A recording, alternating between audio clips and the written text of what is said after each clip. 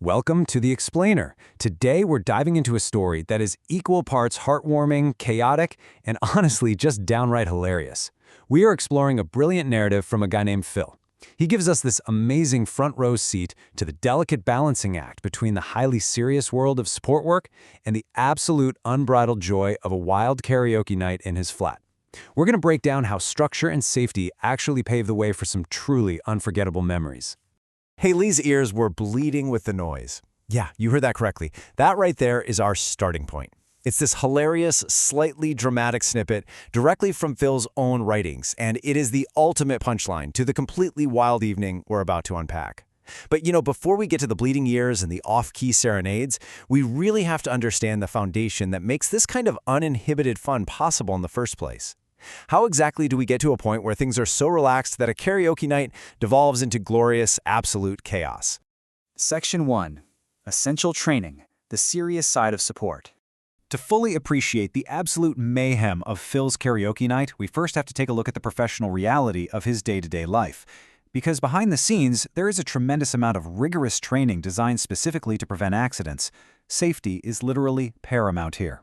Phil himself has essential duties. For example, he completes health and safety training for the co-op on a tablet. And here's a really cool detail about that. He actually gets paid to do it while at work, and his bosses are right there to help him out if he gets stuck. Meanwhile, his support team, they're undertaking vital manual handling courses. We're not talking about light reading here. This is learning how to safely lift heavy equipment and physically help people out of the bed so they can get ready for their day. They even have to study British Heart Foundation protocols for trips and falls. This is the serious, life-saving bedrock of their entire daily routine. All of this serious work happens over at the Colwyn Bay Training Center. Think of it as the designated hub where support staff, new nurses, and care staff, people like Debbie, Sebastian, Blessing, and Greg, all go to learn the ropes. But Phil, being incredibly perceptive, notes something really interesting in his writings.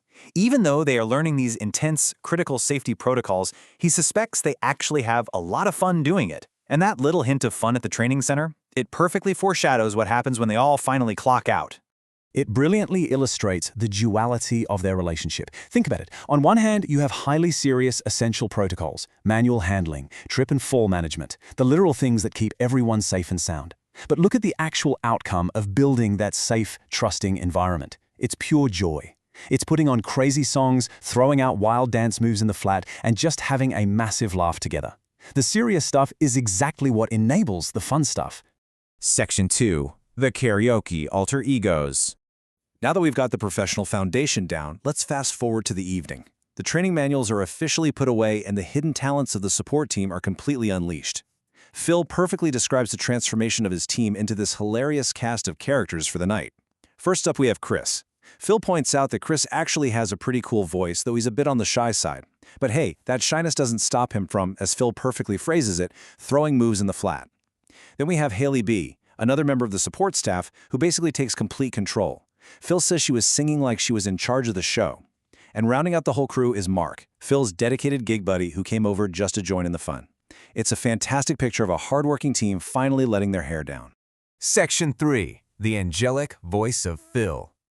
Of course, you absolutely cannot have a karaoke commotion without the man of the hour.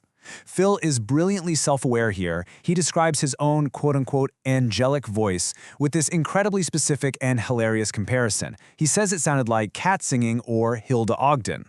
Now, for anyone who might not know, Hilda Ogden is a legendary, iconic character from a classic British soap opera, and she is absolutely notorious for her screeching, wonderfully off-key singing while doing the housework. So by comparing himself to a yowling feline and Hilda Ogden, Phil really sets the stage for an auditory experience that was memorable, to say the very, very least. Let's see how this all builds up, because this commotion didn't just stay contained in the living room, it's a true escalation. First, they put the crazy songs on, standard karaoke stuff. Second, they really lean into it, singing loudly and unapologetically out of tune together. But here is the crucial mistake, or, perhaps it was a genius move. Point 3, they left the windows open, which naturally leads us to point 4. The entire neighborhood becomes a captive audience to what Phil proudly calls the commotion. They were treated to a totally free, highly enthusiastic, very off-key concert. Section 4. The Feline Critic. Well, every great performance has its critics, right? And inside the flat, there was one resident who was entirely unimpressed. Enter Haley Goggins. And just to be clear, this is not to be confused with Haley B., the support worker who was running the show earlier. Haley Goggins is the cat. And according to Phil's story, Haley Goggins was peacefully sleeping until she was abruptly awakened by the, and I'm using Phil's highly sarcastic words here, dulcet tones of the group. Which brings us right back around to our opening hook. The noise, the out-of-tune Hilda Ogden impressions, the sheer volume of the crazy songs flowing right out the open windows. It was so intense that Phil hilariously noted Haley's ears were bleeding. It is just the perfect deadpan exaggeration to capture exactly how wonderfully chaotic and joyful that flat must have been on that specific night. So, as we wrap up this explainer, I really want you to think about this final question. How do you balance the serious stuff with the joyous commotion? What Phil's story so beautifully demonstrates is that you don't actually have to choose between them. In fact, one completely relies on the other. That rigorous training, the manual handling, the safety protocols at the Colwyn Bay Center, all of that serious groundwork creates an environment of profound trust. And it is exactly that safety that allows Phil and his support staff to turn into a family on karaoke night, singing like cats with the windows wide open. So I leave you with this. Where in your own life can you build just a little more structure so that you can create a little more glorious bleeding ear commotion? Think about it. Thanks so much for learning with me today.